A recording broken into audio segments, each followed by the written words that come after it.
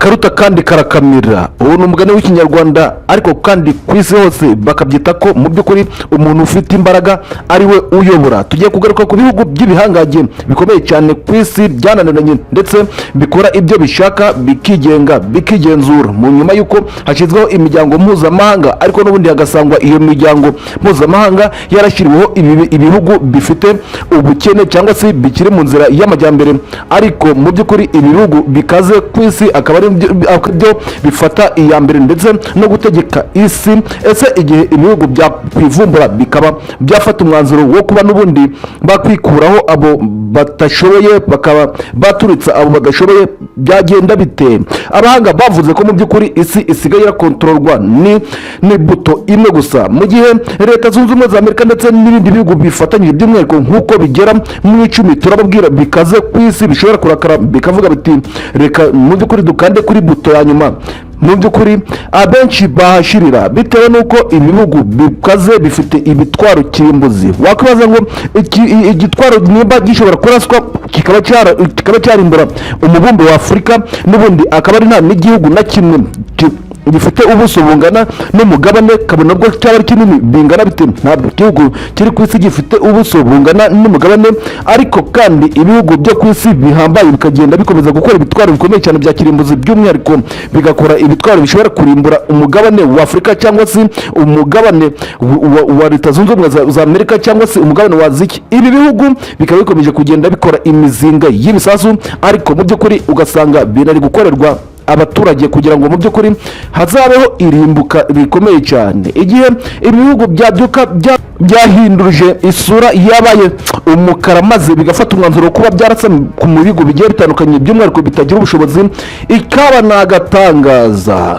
Ibihugu bikomeye cyane ku isi turagenda tubereka ibitwaro bikomeye cyane by'umwihariko bifitwe n'ibihugu, ariko mu by'ukuri itwaro kikaba cyakoreshwa kikaba cyarimbura umugabane. Ibi byamaze kurenga kontorore nyuma yaho Israel na Iran bashamiranye, ariko mu by'ukuri bakabuzwa gukoresha intwaro za kirimbuzi.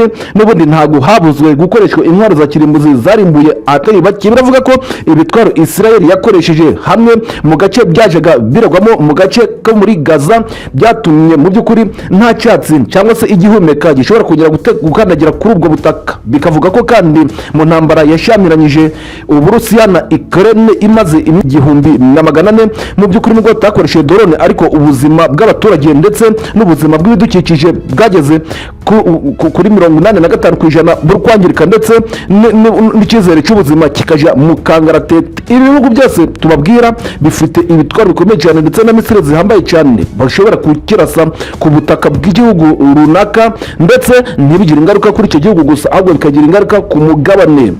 Ibihugu bikiri mu nzira y'iterambere mu gushaka kugaragaza ko mu by'ukuri nabyo bifite ubwoba, ariko bikabikora mu bwenge bishaka kubana n'amahanga, hakabaho abaminisitiri b'ububanyi n'amahanga ndetse n'uburyo bw'imikoranire n'ibindi bihugu byateye imbere, barangiza bakamera nk'aho bari kwigura cyane cyane bakabaha ku mitungo kamere ibifitwe n'icyo gihugu, ndetse bakanemera ko abashoramari bakaze bo mu bihugu bigiye bitandukanye by'umwihariko birimo na Leta Zunze Ubumwe za Amerika cyangwa se Abarusiya baza kuba bashora ku butaka bwabo. Ibi bikaba bikomeje kugenda binagaragara cyane muri Afurika, aho bimeze nk'aho mu by'ukuri iyi Afurika imeze nk'aho bayigabagabanye barugigana bayihererekanyije bitewe n'uko ufite amafaranga aragenda agashora ku butaka runaka, maze hazagira undi uzana icyo gitekerezo hakaba havutse intambara.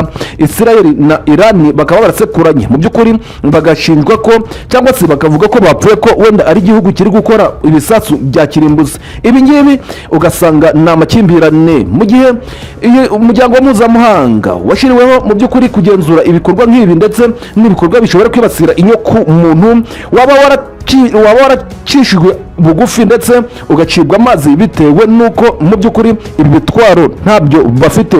Nk'urugero igihugu cy'Uburusiya gifite igitwaro cyitwa Illusion Missile Canoe Ring Crocodile. Iki gitwaro kiri kikaba gishobora gutegwa mu mugabane wa Afurika aka kanya turi kuvugana mukaba twese twarangiye iki gitwaro uribaza ngo muguye kuri kubera iki kitigeze gikoreshwa mu ntambara ya Ukraine n'Uburusiya ariko kandi abarusiya bakavuga ko mu by'ukuri leta zunze ubumwe za Amerika bashobora kwibesha bakakibarasa ntabwo iki gisasu bakirashe ntabwo byagira ikibazo ku mugabane wa leta zunze ubumwe za Amerika gusa kuko byagira n'ikibazo n'ubundi ku migabane igiye itandukanye nko ku mugabane wa Aziya ndetse no ku mugabane w'Uburayi muri rusange. Ibi bitwaro bikomeje kugenda bikorwa ndetse binageragezwa bikageragezwa ku bantu ibindi bikageragezwa mu nyanja bituma haba amapfa bitewe n'uko ibi bisasu iyo biturikirije mu nyanja bakibwira ko nta kintu bari kwangiriza mu by'ukuri amafi arapfa ndetse n'ibindi binyabuzima byinshi bigapfa ndetse hakaba hanakwangirika bityo igihe inyanja ihindutse mu by'ukuri hakaba hagiramo n'umuhengeri ukomeye cyane bigatuma n'ingaruka z'icyo gisasu bishobora gutuma n'ubwato bwanyuramo buhirika abantu batari bakeya. hakunze kumvikana impanuka z'indege mu by'ukuri zitagira ishingiro ndetse zidafite n'impamvu bitewe n'uko bavuga ko indege yaba wenda yaburiwe irengero ariko nyuma bakasanga wenda hari nk'igisasu yagonganye nacyo cyari mu igeragezwa runaka. Ibi bikaba bikomeje kugenda bishyira ubuzima bw'abasivile mu kangaratete ndetse bugashyira n'isi mu kaga muri rusange. Ninde uzagobotora isi? Twese tuzi ko tuzapfa ariko igitangaje nuko mu by'ukuri kugeza kuri uyu munsi ibyo bisasu ntabwo bikorwa n'abantu ahubwo bikorwa n'amarobo. Abantu baba bariteranyije amarobo akabakorera icyo bashaka ariko mu by'ukuri ibyo bisasu nubwo bikorwa n'amarobo biterwa mu bantu. Isi aho igeze ihanganye n'ikibazo cy'uko akaruta kandi kari kukamira igihugu kirusha ikindi ingufu kikagitimbura ku mugaragaro. Abanyamakuru ndetse n'amahanga muri rusange by'umwihariko n'umuryango w'abibumbye tugashungera tukaba abafana. Ibi hagatikiramo abaturage ndetse n'ubuzima bw'abasivile bukajya mu kangaratete ndetse abapfuye tukabita ibitambo by'izo ntambara ariko mu by'ukuri bari kuzira ubushongore n'ubukaka bw'ibihugu ndetse ubasha kwereka ko umwe arenze undi ari hejuru y'undi. Ibi bigatuma ubuzima ndetse n'icyizere cy'ubuzima gikomeje kujya mu kangaratete. Ibihugu bikize ku isi bishora amafaranga menshi mu gukora ibitwaro bya kirimbuzi maze bikazagurisha ibihugu bikennye ku isi ibitwaro bya kirimbuzi kugira ngo mu by'ukuri n'ibyo bihugu bikennye nabyo bigaragare kuba byagaragara ko ibyo bihugu nabyo byaba bitinyitse. Ibyo bihugu nabyo bikashaka amafaranga uruhindu kugira ngo mu by'ukuri bibashe kuba byakwishura ibyo bitwaro bya kirimbuzi. Ahanini nkaho hazamo n'amadeni bikarangira umuturage wo kuba muri icyo gihugu bitewe n'umusoro w'icyo gihugu bitewe n'uko haba hari kwishyurwa ibikorwa remezo byo mu gihugu n'indani ndetse hakanishyurwa n'amafaranga agomba gushorwa mu gisirikare by'umwihariko n'ayo mamisire aba agomba kugurwa akabikwa kugira ngo igihugu bagitinye ariko ibihugu bigahora mu madeni y'ibihugu cyane cyane bikize ugasanga mu by'ukuri ibihugu bigiye bitandukanye n'abacakara b'ibindi bihugu byo hanze by'umwihariko muri Afurika hakaba hakomeje kugenda hagaragaramo n'imitwe yitwaje intwaro ifashwa n'ibihugu byo hanze mu buryo bwo kuba batera inkunga by'umwihariko harimo n'amasasu hakatikira imbaga barangiza mu by'ukuri icyo gihugu bafashe bakagikoresha icyo bashaka. Kapitani Ibrahim Traoré uyu ni perezida wa Burkina Faso ukiri mutoya wimye ingoma afite imyaka 36 ariko mu by'ukuri abazungu bakaba bamugeze irubi bitewe n'uko umuzungu wese cyangwa se umuntu ufite uruhu rwera muri kino gihugu cye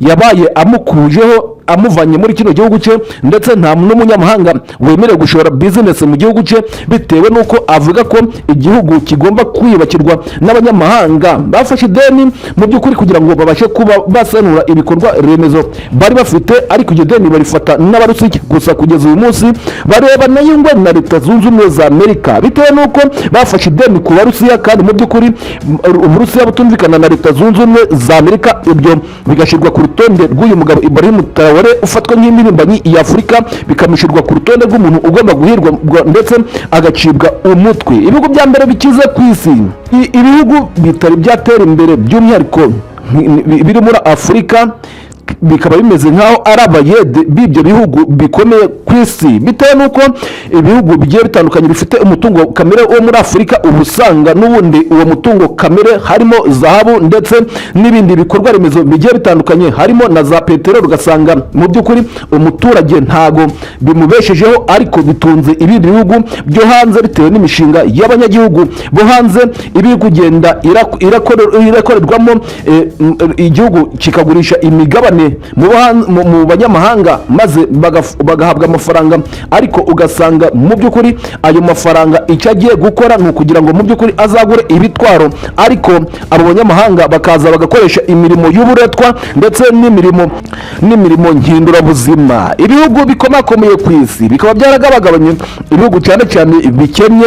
Mu by'ukuri ibi bihugu bya Afurika ndetse n'ibindi bihugu bigiye bitandukanye bikaba bishobora kuba bifitanye umubano mwiza n'ibihugu byateye imbere, ariko byahebye kaja igihugu kigenda kigiye kugirana umubano mwiza n'igihugu runaka bitewe n'uko wenda gishaka sapoti runaka, ariko mu by'ukuri bikarangira kigiyemo amadeni atagira ingano, bityo abaturage bo muri icyo gihugu imisoro ikiyongera, ubuzima bukajya mu kangaratete bikadogera, ndetse aba barugigana bananga ko mu by'ukuri ntabwo ushobora kuba abanywanyi babo cyangwa se ngo mugirane imishinga runaka utabafitiye amadeni.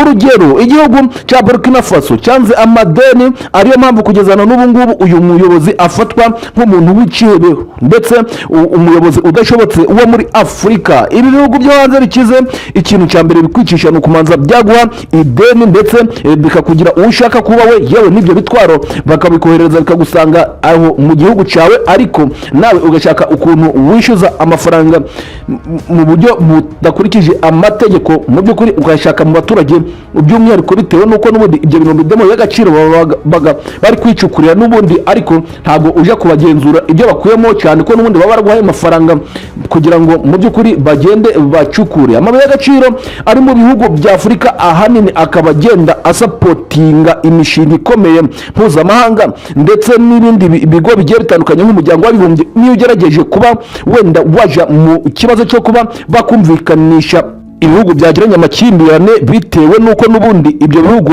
uba usanga binafite imigabane minini cyane mu muryango mpuzamahanga, byatumye havuka izindi miryango mpuzamahanga zigiye zitandukanye, harimo umuryango wa NATO ndetse n'umuryango w'abibumbye. Ibyo byose bikagenda bivuga ko mu by'ukuri ibihugu bikaze bigenda bifata nk'aho biri kwikora mu by'ukuri utuntu tw'udutsinda, ndetse n'ibihugu bikenye bikirundira hamwe. Ibi ngibi bikaba bituruka kuko wenda iyo igihugu runaka gishoje intambara ku kindi, hakaba ngombwa ko gifatirwa ibihano.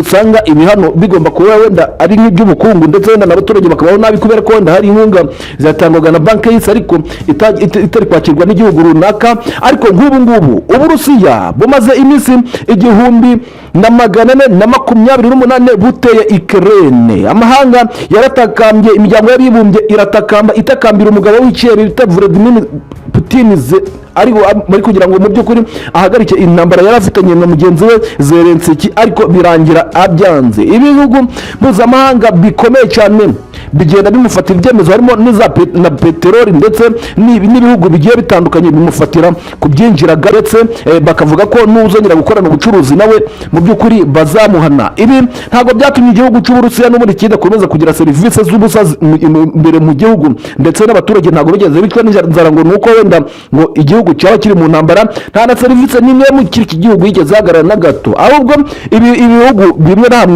na bimwe byo mu mahanga, ndetse by'umwihariko ku Burayi, ku mugabane wa Aziya ndetse no ku mugabane wa Afurika, byagiye bihura n'akaga k'ibintu byinshi byavaga mu Burusiya, ariko mu by'ukuri n'ubundi bitari byemerewe kuba byava mu Burusiya ngo byinjire bice mu bice bigiye bitandukanye, byinjire muri Afurika cyangwa se mu Burayi, bitewe n'uko iki gihugu cy'Uburusiya bari baragifatiye ibihano. Icyo gihe batangiye batakambira uyu mugabo Putin, ndetse bigenda bigaragara ko mu by'ukuri abayobozi bagiye batandukanye bongeye kugenda bakorana nawe mu banga, birangira ibyo kuvuga ngo yahawe igihano mu by'ukuri ntacyo bivuze. Ariko ibihugu bikennye iyo bibaye ngombwa bakuraho inkunga yarigenewe abanyagihugu, ndetse barangiza bakanabasha kuba banakuraho n'ubwo buyobozi bwari buriho babinyujije mu kuba bafashe imitwe yitwaje intwaro, ndetse igakuraho umuyobozi runaka by'umwihariko muri Afurika, kugira ngo mu by'ukuri babone ukuntu bakomeza kugenzura Afurika, bashireho uwo bashaka kugira ngo bakomeze kugenzura Afurika. Iyo abaturage bishyize hamwe